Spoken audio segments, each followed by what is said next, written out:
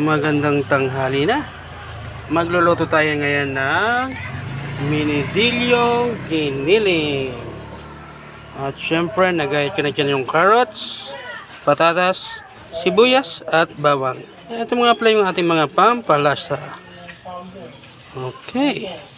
At pinapakulaan ko na nga pala dito sa ating kalan di kahoy ang giniling. Ahay.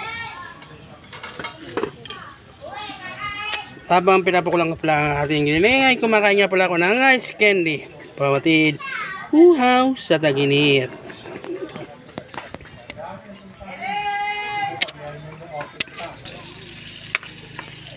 Ayan, akin na magigisa ang sibuyas.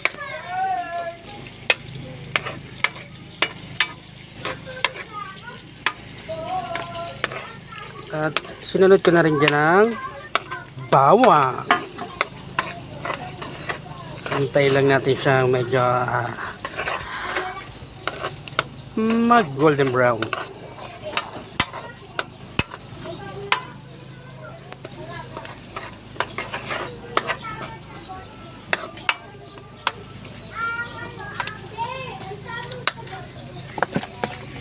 Nilagay ko na rin dyan ang carrots at patatas.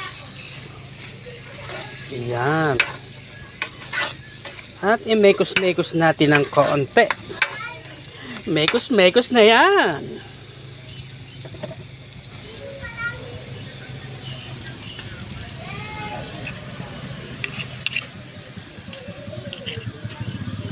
Loli ko lang nga pala ako dyan ng bell pepper, yung green tsaka yung red.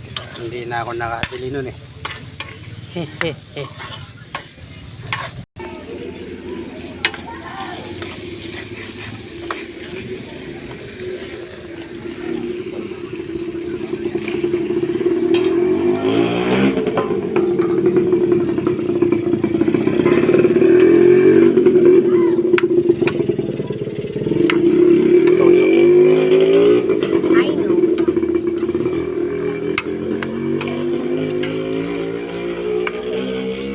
At dito nga pala sa part na to ay nilagyan ko na ng toyo ni Mrs. tong ating pinadilya.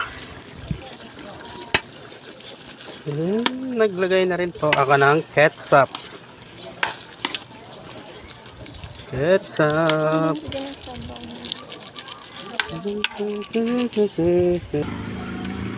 Yun, dito sa part na to ay luto na ang ating minodilyo.